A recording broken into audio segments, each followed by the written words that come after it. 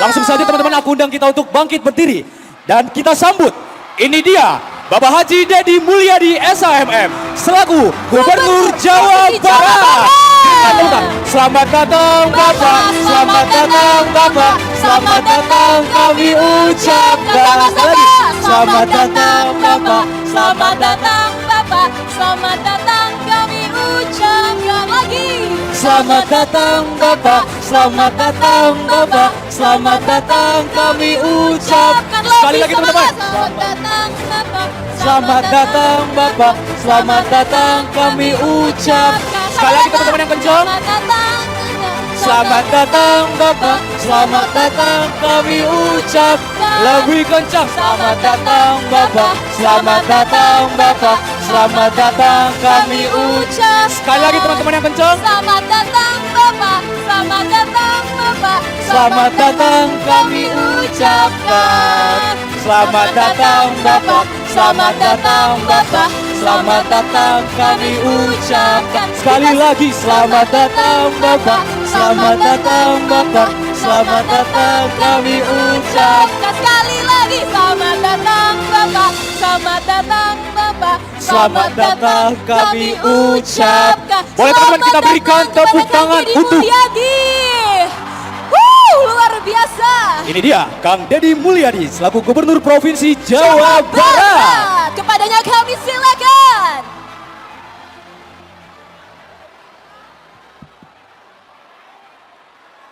Ayo, mau duduk apa berdiri? Silakan duduk. Teman-teman dipersilakan untuk duduk kembali. Yang belakang ada? Sudah makan apa belum? Punya duit apa enggak? Yang sebelah sana ada? Mana? Lambaian tangannya. Yang depan ada? Yang sana ada enggak? Yang sana ada enggak? Angkat tangannya semuanya. Assalamualaikum warahmatullahi wabarakatuh. Sampurasun. Sehat semuanya? Masih semangat? Mau jadi mahasiswa apa mau jadi sarjana?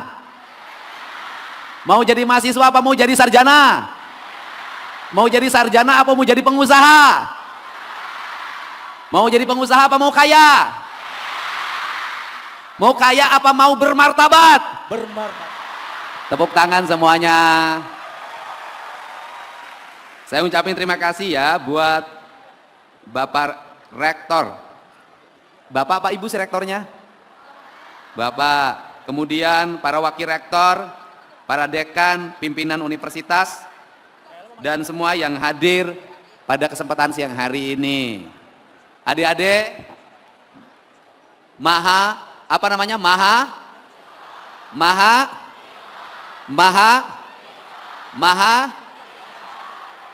Siapa yang mau ngomong apa itu mahasiswa?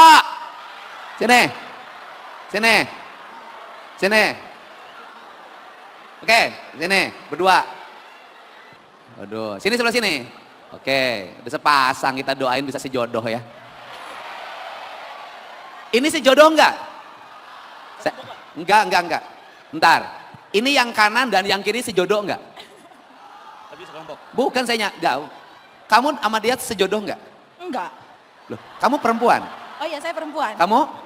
Kalau perempuan dengan laki-laki itu namanya sejodoh. Sejodoh tapi belum tentu berjodoh. Siapa? Oke, dah. Namanya siapa? Nama saya Muhammad Nur Baladi Kolbani, Pak. Waduh panjang banget. Muhammad Nur Baladi Kolbani. Waduh, kolbu. Oke. Apa itu mahasiswa? Mahasiswa adalah seseorang yang secara akademik dia setelah menyelesaikan pendidikan di tingkat sekolah menengah atas atau sederajat, Pak. Oke, mahasiswa adalah Seorang yang baru saja menyelesaikan pendidikan di tingkat sekolah menengah atas atau sederajat. jadi Pak, kalau lulus terus- SMA semuanya mahasiswa dong. terus dia melanjutkan ke perguruan tinggi, Pak. Oke, mahasiswa itu adalah Seseorang yang terdaftar, di perguruan tinggi sebagai sebagai seorang mahasiswa. Maha itu apa? Maha Yang paling tinggi Pak, besar. Oh, gede. Tabung, besar ya. Siswa pelajar. Siswa pelajar. Jadi mahasiswa itu pelajar yang sudah dewasa. Oke, itu benar nggak? Betul Pak. Oke, mahasiswa itu adalah orang yang memiliki integritas, cita-cita, dan nilai-nilai kebebasan berpikir dalam watak berpikir akademis sebagai pencipta dan pengabdi ya. Nama asalnya dari mana? Asal saya dari Depok Pak. Oh, Depok. Depoknya mana? Grogol Limo, Kota Depok. Daerah banjir bukan? Enggak, alhamdulillah enggak. Depok masuknya provinsi mana? Jawa Barat, Pak. Oh, Jawa Barat. Jurusannya apa? Saya dari program studi ekonomi syariah Pak. Ekonomi syariah. Oke. Orang tuanya namanya siapa? Orang tua saya, nama bapak saya Bapak Zaki Burhanuddin, bekerja sebagai guru swasta. Ibu saya Guru di mana? guru di Bimbel Nurul Fikri Pak. Hebat, anaknya bisa kuliah. Kita kan tahu guru bimbel gajinya berapa. Tapi ibu saya PNS Pak, PNS Depok. Wah, PNS-nya di mana? PNS di pemerintahan Kota Depok. Oh, di Pemkot. Iya, Pak. Oke. Kuliahnya kampusnya kampus mana? Kampus Pondok Labu Pak. Pondok? Pondok Labu. Jakarta. Iya Jakarta. Ongkosnya berapa? Ongkos kalau naik ojol paling 25.000 Pak. Jadi sebulan kamu dibekelin berapa? Sebulan kalau buat pegangan 1,5 juta paling Pak. Sebulan gede dong. Itu Paling sejuta paling besar paling. maksimal. Iya, maksimal. Itu berarti sehari jatuhnya 50.000 loh. Betul, Pak. Itu kalau nggak libur. Iya. Bisa dikurangin nggak? Bisa, Bisa Pak. nggak bekalnya sebulan 1 juta? Bisa Pak, bisa banget. Benar. Bisa. Salaman dulu. Kamu ekonomi syariah. Siap Pak. Ekonomi syariah. Kalau bekalnya sebulan 1 juta, ekonomi syariah enggak? Ayo. Ekonomi syariah enggak? Enggak. Kalau ekonomi syariah adalah ekonomi yang didasarkan pada kemampuan maksimal orang tuamu sehingga orang tuamu tidak lebih pasak daripada tiang. Oke? Siap. 1 juta. Siap. Ngomong dulu sama mama. Umi kalau bisa aku per bulan. Jangan kau bisa. Oh ya, Umi maksimal aku pengeluaran pulang pergi, ongkos segala macam 1 juta karena aku nggak ngekos juga kan Pak. Oke, itu bolak-balik. Iya. Nggak ngekos? Nggak ngekos. Salaman sini. Kamu setahun 1 juta disubsidi dari saya. Alhamdulillah.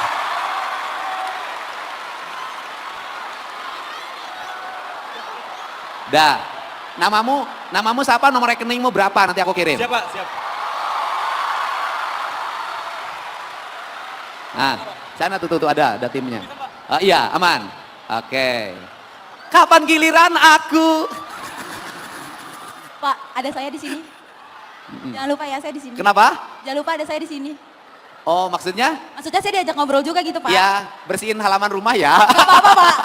Oke, namanya siapa? Nama saya Saskia Sabrina Terus? dari Prodi Manajemen. Oh, asalnya dari mana? Asalnya dari Tangsel Pak. Tangerang Selatan. Betul sekali. Orang tuanya Orang tua kerjanya apa? pengusaha. Wah, hebat. Apa di Tapi bidang apa? di bidang kuliner. Jualan di mana? Jualan, ada kita punya toko, tapi ya belum begitu besar. Kita Oh, itu sambil kan dengar ada merintis. subsidi langsung toko saya kecil. Enggak beneran, karena saya juga Oke. Nah, kuliahnya di UPN-nya yang kampus mana? Pondok Labu Pak. Masih Pondok Labu. Iya. Berarti ongkos bolak-balik. Iya, saya PP. Naik apa? Naik motor. Bawa motor sendiri? Betul sekali. Ya irit dong, paling sebensin seliter sehari. Iya, kalau saya nggak ngacir kemana-mana Pak. Kalau saya jalan-jalan dulu, Oh.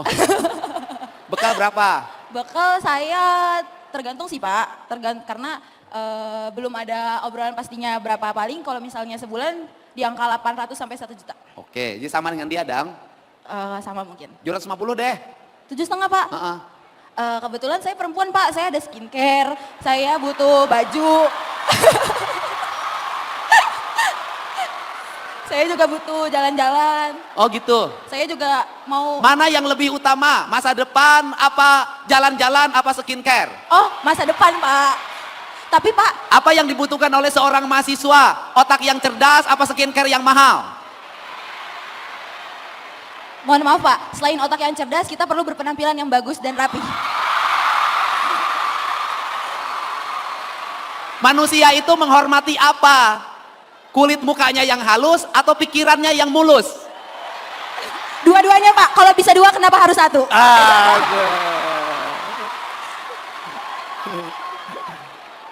Apakah meraih masa depan harus? Apakah mana yang lebih penting? Menunda jalan-jalan, menunda healing, menunda traveling untuk menyelesaikan tugas kampus? Menurut saya kita tidak usah menunda, tapi kita sambil berjalan. Jadi sambil belajar, sambil mengeksplor dunia. Oh. Mungkinkah sebuah keinginan diraih dua-duanya? Mungkin ketika kita mau bekerja keras Pak. Oh, oke. Kerja keras? Iya. Oke. Kamu pilih kerja keras untuk meraih itu semua? Iya, Oke. Oke. Oke, kalau gitu nggak jadi bantuannya kamu kerja keras saja. nggak apa-apa Pak. Karena saya yakin saya bisa menjadi wanita yang tangguh. Wah iya. Oke.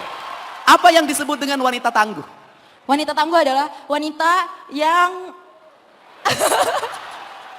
Sini jelasin dong. Coba jelasin kepada kaum pria, wanita tangguh itu kayak apa sih sebenarnya? Saya harus kemana Pak? Kesana lihat. Ke sana Pak. Ya jelasin, wanita tangguh itu kayak apa? Wanita tangguh adalah wanita yang pantang menyerah walaupun ada badai hujan menghalang pasti harus tetap melaju dengan tujuannya dan tidak butuh pegangan siapapun. Oke, wanita tangguh adalah wanita yang tidak bergantung pada pria siapapun. Iya. Betul. Betul Pak, saya hidup wanita tangguh. Jelasin dong. Wanita tangguh adalah wanita yang tidak akan terperdaya oleh laki-laki buaya. Wah, setuju. Saya setuju banget, Pak. Karena lelaki zaman sekarang itu tidak ada yang bisa dipercaya, Pak. Jadi kita wanita harus bisa berdiri sendiri, Pak. Laki-laki zaman sekarang tidak ada yang bisa dipercaya. Siapa yang mau nyanggah laki-laki? Ayo. Ada laki-laki yang mau nyanggah enggak? Sini kamu, sini.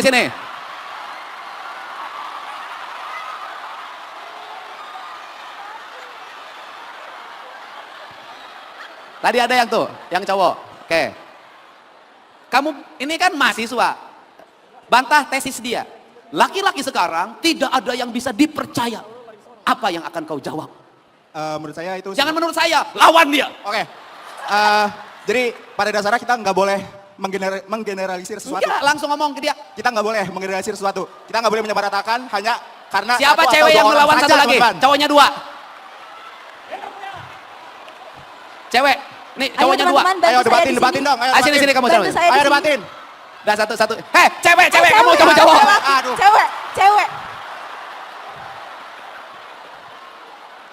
Kebetulan saya di sini wanita. Oke, 1 lawan 1. Oke, nah kamu kata dia, wanita yang tangguh, ini tesis saya. Wanita yang tangguh adalah wanita yang tidak memerlukan, tidak bergantung pada siapapun, termasuk pada laki-laki buaya. Oh. Hidup wanita.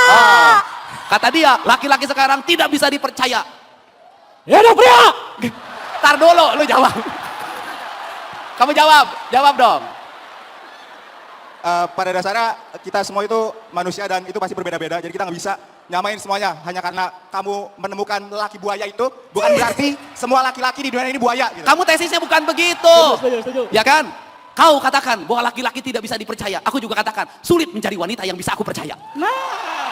Itu Pak, itu dia loh. Kamu ngomong. Ayo, sama Pak? wanita. Sok ngomong. Tentang yang tadi Pak. Kamu percaya nggak sama wanita sekarang? Aduh, wanita ya Pak? Kamu percaya nggak pada kesetiaan seorang wanita? Aduh. Kalau misalkan tadi ya, kata dia semua pria itu sama aja. Semua pria itu buaya. Kalian yang pria mau disebut begitu? Aduh. Jangan mau direndahkan martabat kita Ntar sebagai dulu, pria. demokrasi. Oh, iya. Kamu ngomongnya agak jelas. Oh iya, sorry. Aku nggak mudeng itu. Maaf. Tenang. Sebentar. Kamu itu, sebentar dulu aku nanya sama kamu. Kamu itu wanita laki-laki yang suka menyakiti atau laki-laki yang disakiti? Kalau lihat dari wajahnya kamu laki-laki suka nyakitin. Ralat, saya tidak pernah berpacaran Pak ya. Tidak percaya. Saya tidak pernah berpacaran. Saya tidak pernah yang namanya ya berhubungan dengan seorang wanita. Tapi saya punya banyak teman yang mana teman saya ya sering curhat gitu ya Pak. Tentang mengutarakan bahwasanya berhubungan itu sangat rumit. Bahwasanya Teman kamu laki-laki? ya, Teman kamu laki-laki? ya yang sering Suka curhat? Ya. Tentang wanita? Iya. Wah, laki-laki lemah. Gini Pak, laki-laki Laki-laki itu kuat emang itu. harus kuat. Laki-laki tuh nggak boleh curhat gara-gara wanita. Gini Pak, laki-laki juga manusia Laki-laki Pak. itu harus bangkit karena ditinggalkan wanita. Tapi laki-laki juga manusia Pak. Oke. Kamu sering dicurhatin sama teman kamu? Ya. Dia itu sering curhat kecewa terhadap pacarnya. Ya. Terus? Lebih sering dipermainkan perasaannya Pak. Oh, jadi Ya. laki-laki sering dipermainkan perasaannya. Berarti laki-lakinya bukan pemain. Ya. Oke. Tapi ralat ya, mungkin itu cuma terjadi ke teman saya aja ya Pak. Ha-ha. Untuk masalah yang laki-laki dipermainkan. Tapi mungkin saya juga percaya banyak wanita-wanita di luar sana yang dipermainkan sama laki-laki. Tapi tidak semua laki-laki seperti itu Pak. Tidak semua perempuan juga seperti itu. Jadi itu tergantung kepada pribadinya masing-masing. Kamu laki-laki setia apa laki-laki tidak setia? Insya Allah kalau saya dapat satu wanita ya Pak, saya bakal seriusin sampai nikah Pak. Oh. Aku begitu mencintai, maka aku akan menikahi. Itu. Iya Pak, seperti itu. Kalau aku sebagai politisi, janji pada rakyat pasti aku tepati. Ya. Tapi janji pada wanita belum tentu aku tepati. Oke, enggak. Kamu ngomong. Kamu bener nggak laki-laki nggak bisa dipercaya sekarang? Tidak. Menurut saya, perlahan laki-laki mungkin awalnya akan romantis, tapi perlahan laki-laki akan berubah. Laki-laki akan berubah pada waktunya. Jadi laki-laki itu awalnya romantis. Ya, kemudian perlahan. Seiring dengan waktu, maka seluruhnya akan berubah. Iya, banyak kasus-kasus selebgram atau tiktoker seperti Afifah Riyad yang awalnya itu laki-lakinya suami sangat romantis, namun ujungnya dia mendapatkan KDRT. Ria Ricis juga awalnya Rian itu dia sangat romantis, namun ternyata punya isu lain di belakang kamera. Oke, tapi juga perempuan juga banyak awalnya romantis, ujungnya pergi. Tapi ada satu tesis tentang laki-laki dan perempuan. Laki-laki dengan 1000 cara mendapatkan seorang wanita untuk satu tujuan. Iya Pak. Perempuan mendapatkan laki-laki dengan satu cara untuk 1000 tujuan. Iya. Mantap Pak. Paham. Kamu jawab sama dia dong. Apa Pak? Kamu sama dia Gimana Pak? ngomong. Ngomong apa? Laki-laki itu awalnya romantis, tapi lama-lama dia berkhianat Waduh. sama dia. Oh ngomong kayak tadi Pak. Bukan, menurut kamu gimana? Oh yang awalnya romantis, Ha. tapi jadi berkhianat. Ha. Itu mah emang udah punya cadangan aja sih Pak ya. Kalau misalkan laki-laki yang benar-benar menyukai kalian, para wanita, dia pasti mengutamakan kepentingan pribadi kalian. Seperti meluangkan waktunya, atau menjadi pribadi yang lebih baik untuk si wanitanya, untuk bisa menjadi pendamping yang sangat cocok bagi wanita. Seperti itu Pak. Itu Betul, yang betul. benar-benar laki-laki Pak. Kalau misalkan, ya laki-laki awalnya love bombing kalau kata sekarang ya, kalau bukan, maaf saya nggak tahu. Aduh, untuk sekarang laki-laki yang seperti itu tidak pantas disebut sebagai laki-laki Pak. Oh. Ya. Anda berbicara seperti itu, apakah Anda juga seperti itu? Apa? Anda berbicara seperti itu, apakah diri Anda juga sudah mencerminkan seperti itu? Untuk itu saya belum bisa Saya belum bisa membuktikan, soalnya saya belum. Nah, itu belum membuktikan, berarti Anda hanya sekedar bicara namun hanya omong kosong aja. Oke. Bisa diterima. Kenapa saya berbicara? Saya masih belum bisa membuktikan karena saya berada di dalam hubungannya juga belum pernah. Kalau Gitu. belum membuktikan, kenapa Anda berbicara seperti itu? Sementara pengalaman aja tidak pernah ada. Oke, Apakah Anda kalau- mempunyai bukti yang lain tentang Ayo, hal bro. seperti itu, kasus seperti itu? Kalau penasaran cobain aja nih. Wes. Weh, Kalau Ya. penasaran boleh dicobain. Artinya gini deh, mau laki-laki, mau perempuan, semuanya tergantung pada dirinya masing-masing. Kalau urusan mengkhianat dan mengkhianati, pengkhianatan bisa jadi ada di laki-laki, pengkhianatan bisa jadi di perempuan. Kenapa? Karena bagi dalam pemahaman saya, laki-laki dan perempuan itu tidak pernah ada. Iya Pak. Hah? Laki-laki dan perempuan itu tidak pernah ada. Kenapa? Karena dalam diri laki-laki juga perempuan. Dalam diri perempuan juga laki-laki. Yin, yang, feminim dan maskulin itu kan bukan bentuk fisik. Feminim dan maskulin itu adalah sifat, karakter. Artinya ini sih memang bentuknya adalah feminim, tapi sifatnya maskulin. Ini bentuknya maskulin, sifatnya feminim. Nah, karena apa? Karena dalam diri manusia, ini kita makhluk nih, pasti punya dua sifat. Punya sifat feminim, punya sifat maskulin. Dalam pandangan kebudayaan yang saya miliki, sifat feminim itu apa sih? Sifat feminim itu adalah sifat dasar manusia yang ada dalam diri manusia yang disebut dengan hati. Maka hati itu mewakili sifat feminim. Karena hati itu adalah rasa. Karena rasa dia mengabaikan pikiran. Karena mengabaikan pikiran, dia cenderung suci. Dia cenderung murni. Makanya ibu itu kenapa doanya lebih dekat pada Tuhan? Karena ibu itu dalam dirinya lebih terdominasi oleh sifat feminim. Dia tidak mengandalkan pikiran, tapi mengandalkan hati. Pertanyaannya adalah, apakah sesuatu yang mengandalkan hati akan melahirkan kemajuan? Apakah sesuatu yang mengandalkan hati itu akan melahirkan sebuah sisteminisme yang kuat? Sesuatu yang mengandalkan hati adalah sifat tertinggi dari manusia. Karena apa? Karena dia melahirkan intuisi. Karena dia intuisi maka dia punya kepekaan. Karena dia punya kepekaan maka dia talent yang disebut dengan indera keenam dalam manusia. Dan saya katakan secara ilmiah hari ini, apa yang menjadi keunggulan bangsa Indonesia? Suku-suku yang ada di Indonesia, terutama misalnya suku Sunda, misalnya suku Jawa, dan suku yang lainnya, dia hidupnya mengandalkan hati. Dari hidup mengandalkan hati itu, lahirlah pengelolaan hidup dengan menggunakan hati. Karena pengelolaan hidup menggunakan hati, maka cenderung efisien. Saya contoh, banyak ibu-ibu yang tidak sekolah, buta huruf. Tetapi dia mampu mengelola keuangan suaminya yang pas-pasan. Gajinya cuma 4 juta, gajinya cuma 3 juta. Dia mengandalkan hatinya, maka pengelolaan keuangannya tidak dengan pikirannya, dia dengan hatinya. Ibu-ibu masak sambal, itu pakai hati. Ibu-ibu tradisional kita yang masakan tradisional itu nggak pakai pikiran, dia pakai hati, nggak pakai sekian gram gula, sekian gram cabai, sekian gram bawang, enggak, dia ambil berdasarkan perasaannya, dia simpen, dia ambil berdasarkan perasaannya, dia simpen, dia ulek dengan hatinya. Jadilah masakan-masakan tradisi yang unggulan, yang itu menjadi ciri khas kuliner Indonesia, pakai hati. Kemudian yang pakai hati itu akan apa? Melahirkan kebahagiaan. Sentuhan pakai hati itu beda.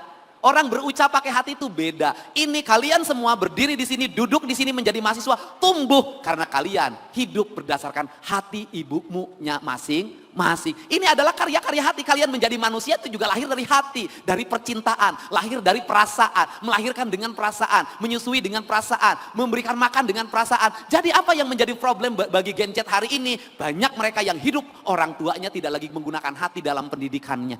Itu. Oke, hati. Yang kedua adalah pikiran, itu mewakili kaum maskulin.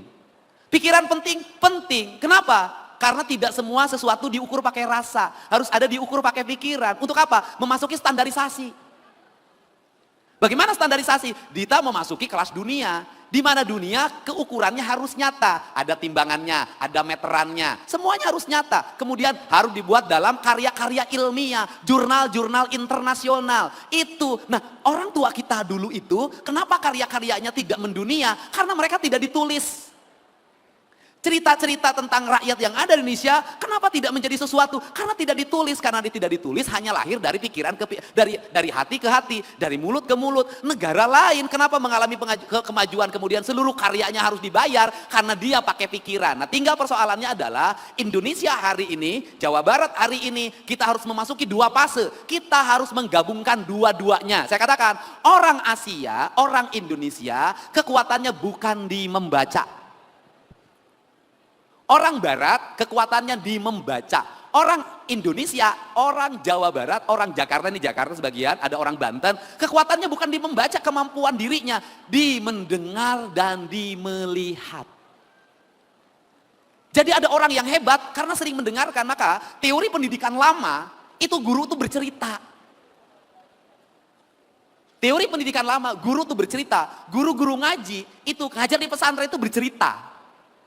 Kita sejak kecil banyak mendapatkan cerita sehingga anak-anak yang kaya pikirannya itu lahir dari keluarga yang ibu bapaknya pandai bercerita yang masuk dalam pikiran kita. Nah sebenarnya kekuatan orang kita itu di pendengaran, di banyak mendengar. Makanya kita ini perlu menjadi orang yang banyak mendengar. Yang kedua melihat apa yang dilihat. Nah kemudian setelah didengar dan dilihat, kemudian apa yang dirasakan. Sehingga otodidak yang lahir menjadi karya kreatif hari ini, itu lahir dari kebiasaan mendengar dan melihat. Dan itu keunggulannya. Sehingga di kita ini banyak ahli elektronik yang tidak sekolah. Dia hanya kebiasaan mendengar dan melihat apa yang dilihat dalam lingkungannya. Dia ahli otomotif, itu berdasarkan pendengaran dan penglihatannya. Dia menjadi ahli bangunan, pendengaran perlihatannya. Dia menjadi ahli mekanikal, pendengaran dan penglihatannya. Dia menjadi ahli bisnis, mengelola perusahaan di berbagai tempat, tidak sekolah SD, tidak tamat, banyak yang itu.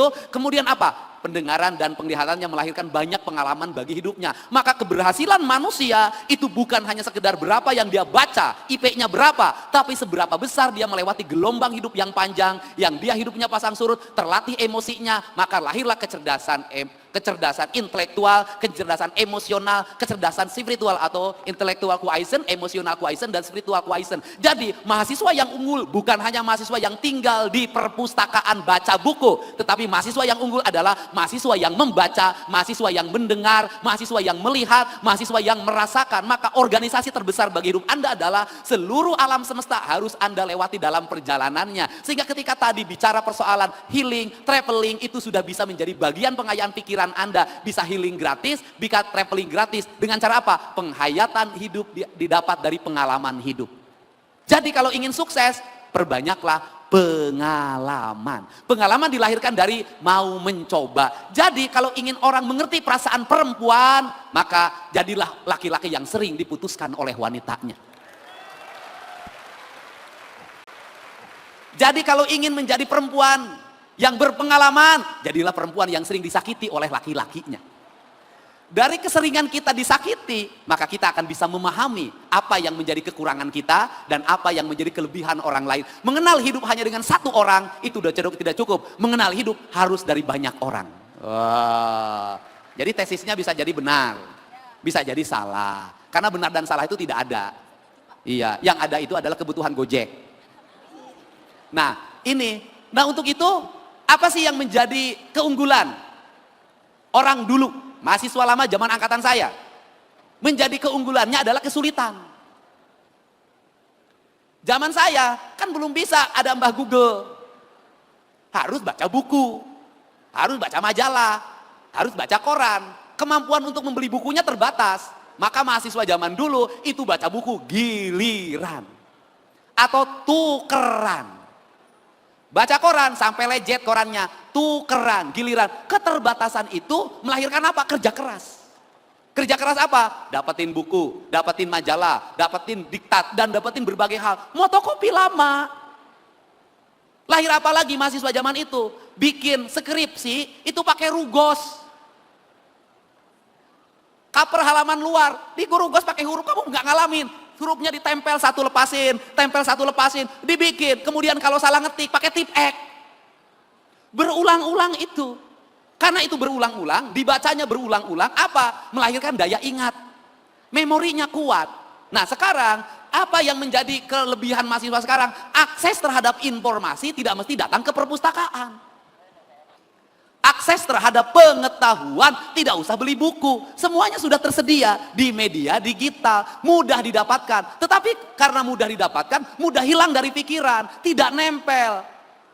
Jadi kenapa para ahli pendidikan sekarang menggeser di dunia negara-negara maju, menggeser lagi ke buku? Kenapa? Karena media digital tidak melahirkan memori yang baik dalam pikiran manusia. Media manual itu melahirkan memori yang baik dalam pikiran manusia. Itu titik lemahnya. Nah, apa kelebihan mahasiswa hari ini? Bisa mendapat dua-duanya. Bisa mendapat media digital dan bisa mendapat buku manual. Ini kelebihannya. Sehingga apa yang menjadi kelebihan mahasiswa zaman dulu? Berjalan kaki.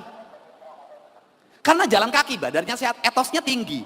Apa yang menjadi kelebihan mahasiswa sekarang? Tidak usah berjalan kaki. Dia bisa naik motor, dia bisa naik mobil, atau mendapatkan sesuatu tidak mesti berjalan. Sekarang sudah semuanya serba digital. Makanan bisa diantar, pesanan baju bisa diantar. Pacar juga bisa diantar.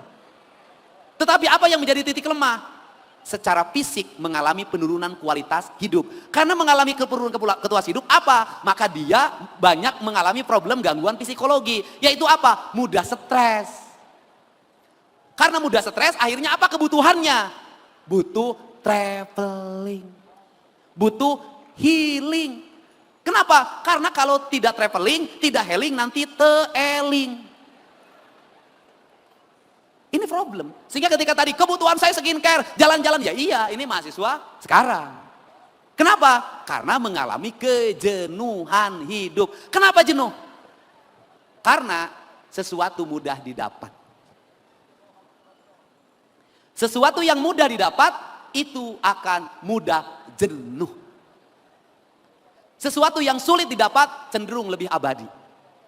Jadi kalau dapat pasangan itu langsung mudah didapat, cepat jenuh. Yang bagus adalah sulit didapatkan. Bila perlu tidak dapat-dapat. Sehingga penasaran seumur hidup. Nah ini. Jadi ini yang menjadi orientasi. Karena ini yang menjadi orientasi apa yang harus dibangun sekarang. Dalam dunia kemahasiswaan sekarang adalah perbanyak pengalaman. Berbahagialah bagi mereka yang kuliahnya sambil nyari pekerjaan. Berbahagialah bagi mereka yang kuliahnya tidak dibekelin oleh ibu dan bapaknya. Berbahagia, jangan bersedih. Kenapa? Dengan Anda tidak dibekelin oleh ibu dan bapaknya, maka Anda memiliki kesempatan menjadi orang hebat. Kenapa memiliki kesempatan menjadi orang hebat? Kenapa? Anda harus jadi orang. Yang satu harus kuliah, yang satu harus nyari makan buat sambil kuliah, yang satu harus nyari duit buat bekal kuliah. Maka cari makan untuk makan sendiri karena sambil kuliah, cari duit untuk biaya semesteran. Sesungguhnya Anda lagi diberi talent sama alam untuk menapaki hidup yang sebenarnya. Sehingga ketika lulus kuliah Anda tidak usah berlatih lagi. Anda sudah menjadi manusia yang siap melakukan apapun dan survive dimanapun. Kenapa? Terlatih selama 4 tahun. Itu. Tapi bersedihlah bagi mereka yang serba ada. Kenapa? Kesempatan untuk berlatihnya terbatas. Kesempatan untuk survive-nya terbatas. Kenapa? Serba mudah didapatkan. Serba mudah diraih. Ini. Untuk itu kenapa orang-orang yang mengalami penderitaan itu cenderung lebih sukses? Kenapa? Karena dia survive. Kenapa dia survive? Dia tidak lemah. Dia tahu potensi. Dia tahu talent yang ada dalam dirinya. Dia tahu kesempatan yang harus diambilnya kapan. Tidak ada pemain sepak bola yang sukses kalau dia tidak berlatih dalam setiap waktu. Tidak ada pemain football, bola volleyball yang sukses kalau dia tidak berlatih dalam setiap waktu. Maka penderitaan itu adalah latihan menuju kebahagiaan. Disakiti itu adalah latihan untuk menemukan cinta yang abadi. Dan hidup tidak akan bisa diraih tanpa latihan. Bapaknya mana, orang mana tadi? Cek. Saya orang mana Pak? Orang Tasikmalaya Pak. Tasik? Ya. Wah, kuliah di dia, Jang. Oke. Nyasab Pak. Tinggal di mana? Sekarang di Pangkalan Jati Pak. Pondok Kos? Labu. Kos? Ya. Berapa kos sebulan? 800-an Pak. 800. Bapakmu kerja apa? Karyawan Pak. Di? UPN. Hah? UPN. Hah? UPN Pak. UPN? Ya di sini. Di sini? Ya. Oh, jadi tinggal dong sama bapak kamu? Ya. Oh, serumah? Ya sekontrakan Pak. Oh, sekontrakan? Ya. Ibunya di sana di Tasik? Sama ibu juga sekeluarga Pak di kontrakan. Oh, masih ngontrak? Ya. Oh, di kontrakan sekeluarga? Ya. Belum punya rumah? Rumahnya di kampung Pak. Ya udah, saya juga di kampung rumahnya. Ya di sini mah nggak ada. Udah, itu setahun kosan kamu saya bayarin. Udah, diam di sini. Oke, apa? Namanya siapa? Nama saya Muhammad Afandi, Pak. Ya? Muhammad Afandi. Mana asal? Saya lahirnya di Jakarta. Lahir tinggal di mana? Tinggal di Jakarta Timur, Pak. Jakarta Timur. Orang tuanya kerja apa? Ibu kebetulan pegawai negeri sipil dan bapak lagi petani di Jawa, Pak. Hah? Petani di Jawa, Pak. Bapak petani? Iya, betul, Pak. Tinggalnya di Jawa, Bapak? Iya, betul, Pak. Nih orang Jawa itu. Bapaknya bertani di Jawa, ibunya ASN di Jakarta. Bapaknya tetap bertani di Jawa kan? Iya, betul, Pak. Hebatnya itu. Orang Sunda mah ngahiji ngontrak bareng. Padahal salah satu tinggal di Tasik, bertani. Oke. Nah, terus biaya kuliah dari ibu? Iya, betul, Pak, dari Ibu. Oke, berapa ongkos sehari? Biasanya saya per minggu sih, Pak. Seminggu berapa? Mungkin sekitar 50 sampai 100 ribu, Pak. 100 ribu seminggu. Murah dong? Dicukup-cukupin aja, Pak. Oke. Berarti setahun dari saya. Oke. 500 ribu sebulan. Alhamdulillah, terima kasih. Gak usah minta sama ibunya. Ya, kayak nanti tuh ada. Nah, nih mahasiswa pinter. Amin. Yang berani melawan laki-laki. Amin. Bener. Oke. Ya. Di mana rumahnya? Rumah saya di Kabupaten Tangerang, Pak. Tangerang. Iya, kabupatennya. Kabupaten. Tangerangnya mana? Tangerang, Kabupaten Utara. Ya Tangerang. tahu saya. Desa mana, kelurahan mana? Kecamatan Sukadiri, Kabupaten Tangerang, kampungnya Rawakidang. Hebat. Oh, kamu orang desa kan, sama dengan Iya. saya. Orang desa hebat. Wanian, kamu udah pernah pacaran nggak sih? Pernah. Pernah disakitin? Pernah banget. Oh, pantes. Kamu adalah kamu. Lihat muka dia kayak lihat yang pernah menyakitinnya. Laki-laki itu memang selalu nyakitin. Awalnya ada maunya, penuh romantismu. Setelah engkau tahu bau tubuhku, kau pergi tanpa arah. Bau tubuh maksudnya lagi keringetan olahraga. Berapa kali pacaran? Berapa? Pas SMA sekali doang. Hah? Sekali? SMA sekali. Tapi nyakitin? Iya. Sekarang nggak ada minat lagi pacaran? Ada sih. Ada. Cuma nyari yang lebih baik gitu. Katanya udah nggak percaya laki-laki. Kan buat masa depan, Pak. Kan Jadi butuh juga laki-laki. enggak, kan nikah itu sunnah Pak dalam Islam. Nggak, aku nanya.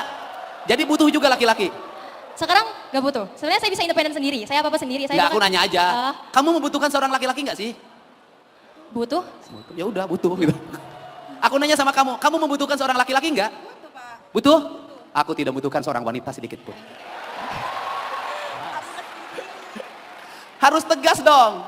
Kecuali Nihiang. Kamu butuh laki-laki? Nanti butuhnya, Pak. Ya bukan nanti. Pada saatnya kamu butuh. Butuh, Pak. Mungkin nggak kamu hidup tangguh tanpa laki-laki? Mungkin aja sih, Pak. Ya udah, kamu jomblo selamanya. Jangan gitu, Pak. Oke, terus ongkos berapa? Saya 800 sebulan di kos. Sebulan? Kos ya. Murah ya? Bolak-balik? Di kosan Setahun? saya. Hah? Oh, saya ngekos. Ngekos sebulan berapa ngekosnya? Kos sebulan saya berdua. Kan kebetulan tuh berdua 900, jadi bagi dua 450. Ya udah, dari saya 500. Makasih, Pak. Di sana. Udah ke sana tuh dicatatin nanti ditransferin uangnya. Ayo, beres. Ingat ya, itu yang 500 dari laki-laki itu. Kamu belum? Kamu belum? Belum apa Pak? Belum Ongkos makan? berapa ongkos? Ongkos? Ah. Ongkos saya berapa ya Pak? Soalnya saya nggak tahu sih. Udah 1 juta dari saya sebulan. Sana. Alhamdulillah, makasih Bapak, sarangnya. Semoga Bapak dimurahkan rezekinya, dilancarkan urusannya dan diperpanjang umurnya. Ya, Amin. semoga kamu mendapat pasangan laki-laki yang tangguh, kokot, kuat, galat, Amin perfeksionis. ya Allah, amin. Makasih banyak ya, Ya, Pak. ya, tapi kaya raya. Kenapa Pak? Aku doain kamu dapat pasangan yang gagah, kokoh, kuat, galak, perfeksionis tapi kaya raya. Amin ya Allah, semoga ya Pak. Doa Bapak dijawab sama Gak Allah. apa-apa kan? Perfeksionis juga kalau kaya raya. Gak apa-apa Pak. Galak juga gak apa-apa kalau kaya raya. Galak juga gak apa-apa kalau kaya raya. Ah kalau galak gak mau apa, nanti saya di KDRT. Ya udah saya doain, walaupun pas-pasan suami kamu baik, betah di rumah penyayang. Oh ya gak apa-apa, nanti kita mencari jalannya bersama. Sukses bersama. Wah. Tepuk tangan, semangat semuanya. Oke, terima kasih ya. Cukup lah segini, nggak usah panjang-panjang. Kalian udah kesel dari pagi suruh duduk. Nggak enaknya jadi mahasiswa baru tuh ini. Enaknya jadi senior tuh bisa nyuruh-nyuruh. Ya, semoga kalian semuanya sehat. Semangat. Amin. Dan semoga menjadi mahasiswa yang cepat jadi sarjananya. Dan semoga mendapat jodoh yang terbaik dalam hidupnya. Pilih laki-laki itu jangan terlalu muluk-muluk. Ganteng, baik, kaya, cukup. Perempuan gak usah muluk-muluk, cantik, baik, setia, sudah. Ya, setuju nggak? Terima kasih ya. Assalamualaikum warahmatullahi wabarakatuh. Waalaikumsalam warahmatullahi wabarakatuh. Terima kasih Kang Deddy Mulyadi. sampurasun. Mohon izin Kang, sebelumnya akan ada pemberian plakat yang akan diserahkan oleh Rektor UPN Veteran Jakarta, Profesor Dr. Antrovanus M. Akom, beserta dengan Wakil Rektor.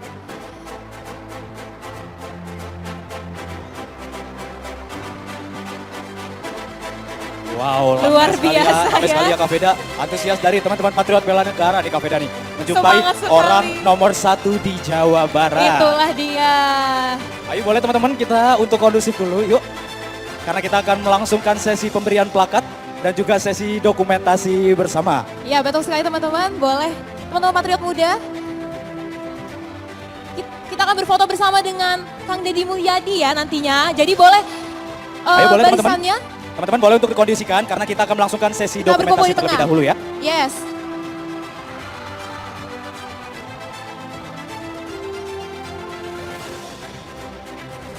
Oke baik, penyerahan plakat dari Rektor Universitas Pembangunan Nasional Veteran Jakarta, Bapak Profesor Dr. Antrovanus M. Akom, kepada Kang Deddy selaku Gubernur Provinsi Jawa Barat. Boleh teman-teman Patriot Muda semuanya kita bangkit berdiri, Yuk, karena kita teman-teman, akan yuk. melangsungkan sesi dokumentasi.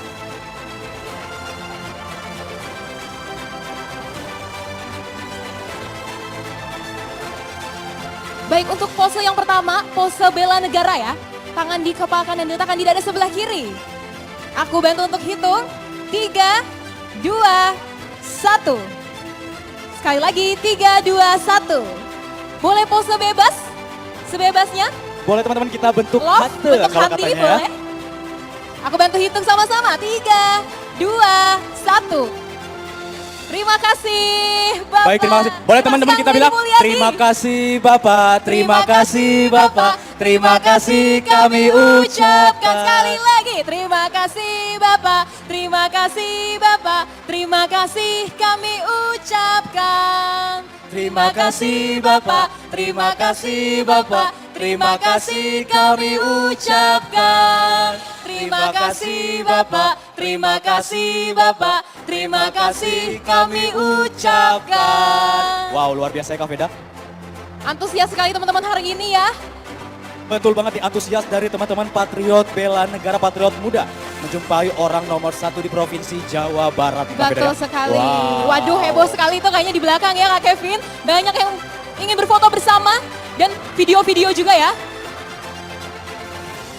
Luar biasa kehadiran dari Kang Deddy Mulyadi ini ya, teman-teman Wow. Patriot Muda. Nampak tuh teman-teman di layar kita, wah masih banyak bersaufiria nih teman-teman Patriot Muda dengan Kang Deddy nih Kak Veda. Banyak yang minta foto ternyata ya teman-teman. Berarti sebesar itu pengaruh dari Kang Deddy Mulyadi ya buat Provinsi Jawa Barat.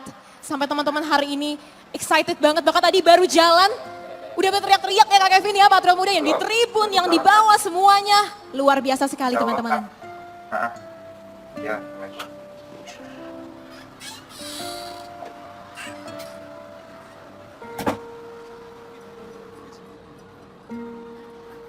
Weh, kenapa lu? Gitu, Hejong. Gue pengen datang jadi mikir. Hejong apaan?